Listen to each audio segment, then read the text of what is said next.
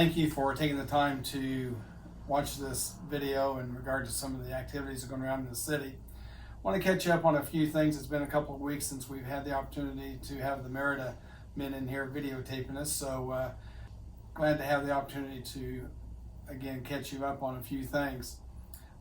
We are in the middle of having our budget workshops at this time. We had one prior to our last council meeting.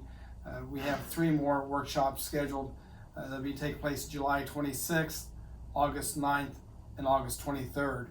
We're going to have these prior to the council meetings. That way we don't tie the council people up an extra evening during the week. But this gives us time to sit down and call in the department heads and question and answer time for the council to determine the budget. The council is the fiscal body of our city. It's up to their responsibility to make sure we're in a budget that is balanced. A balanced budget by the state's defined as one that you've got the cash revenue to cover. We're striving to have a true balanced budget where our expenses meet our revenue or does not exceed that. The last couple of years, the city has been in what I'm going to call burning into some of the cash reserve that they've had. But this year we're very optimistic that we'll be able to bring it into a true balanced budget. Again, these workshops start at 4:30. They're open to the public. I invite you to come and watch and listen to what the different department heads on what they're expecting to do for next year during 22. Again, the streets are being worked on all over town, the downtown area. I-69 is Gary will update you on where we're at there. Things seem to be changing daily on which openings they've got coming up, which streets they're changing, and it's exciting, but it's also frustrating because it happened to me the other day. Went one way out to the Walmart area, come back, that road had been closed, and you had another way to come. So even though it's exciting to see the finish of this project growing near, it's still frustrating because of the changes that have to take place. One of the things that was kind of exciting was last weekend coming across the 44 bridge. Once you get on top there and you look down through the valley, it's amazing the activity that's going on. So again, when you come down across 44 and Reuben Drive down to Morgan, please be careful. And you've got residents pulling out of Sharman Estates. You've got extra traffic coming from the north on Morgan Street. It's a dangerous intersection, so please be patient and be careful on that.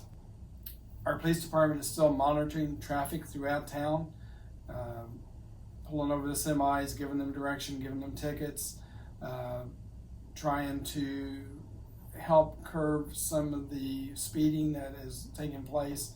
And a lot of it's just because people's frustrated, and I get that and understand that, but please remember, when you're going down Washington Street or Jefferson Street or the neighborhoods here in town, there are children that play on the streets in those yards, and it just takes a second for somebody to dart out in front of you, and if you're speeding, you don't want to see and experience what could happen. So again, please be mindful of the speed limits as you're going down through the neighborhoods. And the key word again is be patient.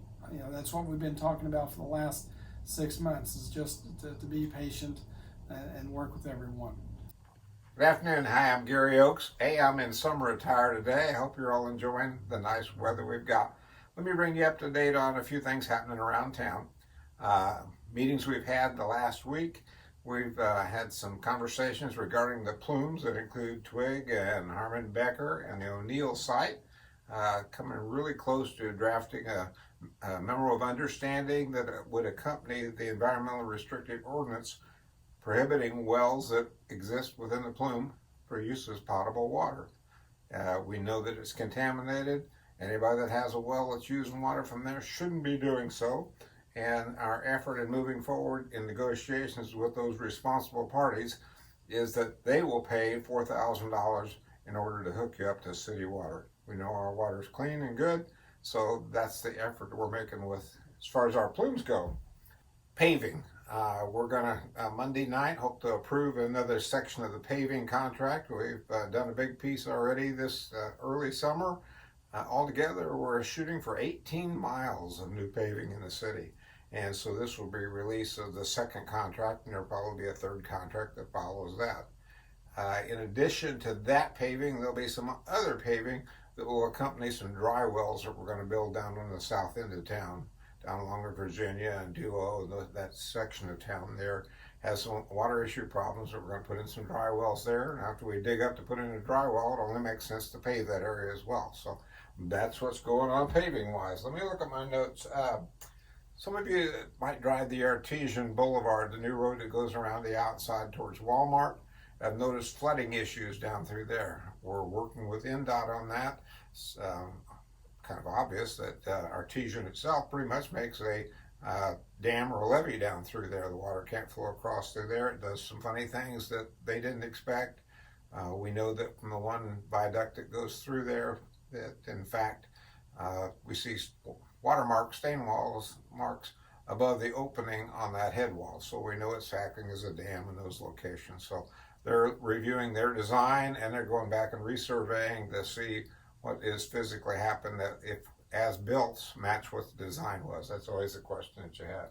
I've mentioned to you before the levee project. We make a submission for that grant application next week. I've got to wrap it up by July 29th, and we're very hopeful that we go into a project like that that's be the largest project the city has ever done. It's the magnitude of $30 million, and it's probably a 3-year project to upgrade the levees that will protect us and provide us the FEMA insurance that many of you have right now. So that's what's going on with levees. Project we've talked about lots of times, South Street and Ohio Street NDOT projects. The South Street project remains on schedule. We've got about 5 properties to acquire there out of a total of 27 parcels. Within those 27 parcels, we're approximately 20 plus done, and we have 5 houses that we're buying down there, and that means 4 of those 5 had tenants in them. And so we have to go through the relocation process of paying the renter to move, paying the owner for the value of his property and his lost business, and then paying the moving expense for the renter as well. So it's not like anybody's being taken advantage of. If anybody's being taken advantage of, it's the government at this point, because they're all being well compensated for what's coming out of it. And these are agreeable terms we've come to with all of them. In Ohio Street, we've just probably have about no more than 3 of those parcels acquired. And when I say a parcel acquired, some of it's just a corner off a piece of lot. May not be a whole lot bigger than my desk is, but every piece that has to be included in the new right-of-way has to be acquired. So we're working on that as we go forward. Well, it's designated well number 8. It's the 3rd new well. Was finished this week, and so we've got drilled in place. It'll be a month before we have all 3 of those new wells online as we complete them, complete the plumbing and the wiring to them. The wiring is pretty specific to what happens there. So that's what's happening at the well plant. Wastewater treatment plant. Let me move down to the far south end of town. We're building a building down there for the phosphorus removal containment system we're putting in. What we'll do is we'll precipitate out the phosphorus of our wastewater, and that precipitation requires a chemical that's referred to as alum. So we've got these big alum storage tanks, and we'll mix that in, and it precipitates it out and becomes waste at that point, so that phosphorus does not go into the river. We poured floor slabs down there this week, so the building frame is about ready to go up. So the next couple of weeks we'll get our metal building in, and we'll get that thing up and erected. So that's moving along as well. And for all of you that live right downtown and see us, all the Miller Water project we're putting in, we're pulling the last pipe right now. Down to Columbus Street area, we're pulling that pipe in that area, and that's the last pipe we have to install. After new pipes installed, obviously you have to go back and make service connections for everybody, but it's coming towards the end. We've probably got another 45 days worth of work altogether to get the last of service, to get repaved and patched and fixed at that point. So that's how close we're getting on all those different projects. I'm sure there's more I could tell you about, but it doesn't come to mind this moment because it's not the front. We give you thanks for your time. Call me if you have any questions. Thanks again. Have a good weekend. The last thing I want to talk to you about here next week, if weather permitting, on Thursday, we're going to start putting in some of our dry wells. We've been kind of talking about this the last 6 months. The LaFerry group will be coming in, again, weather permitting, and starting to put these in. We're going to start on South Josephine and South Harriet Street on the south side of Poston Road. So if you're going to be in those areas, we'll have marked. We'll try to detour the traffic around so you don't pull down the street and have to back out. But this is something that it's not the best cure for the drainage in those areas, but it's the one we can afford right now, and I think it will help immensely. Another thing that's kind of exciting, just signed paperwork earlier today, part of our ARPA money that's coming in from the federal government. We should get our first payment of $1.2 million here in the next 30 days. Again, like I said, we've signed that paperwork. It's gone forward. It's been sent to the agencies necessary. And once we get those funds, we'll be looking at doing some relining of the sewers, which is something we've had to do for years. We've just never had the funds to really do it. So again, hate that we've gone through the pandemic. I hate that we've gone through COVID-19, but these are federal dollars that are going to come in that hopefully we can put against some state matching money, turn that $1.2 million into $2.4 million, and get some infrastructure for our city fixed to help take us over the next 30, 40 years. Thank you for taking the time to view this video, and if you ever have any questions, please contact City Hall. Thank you.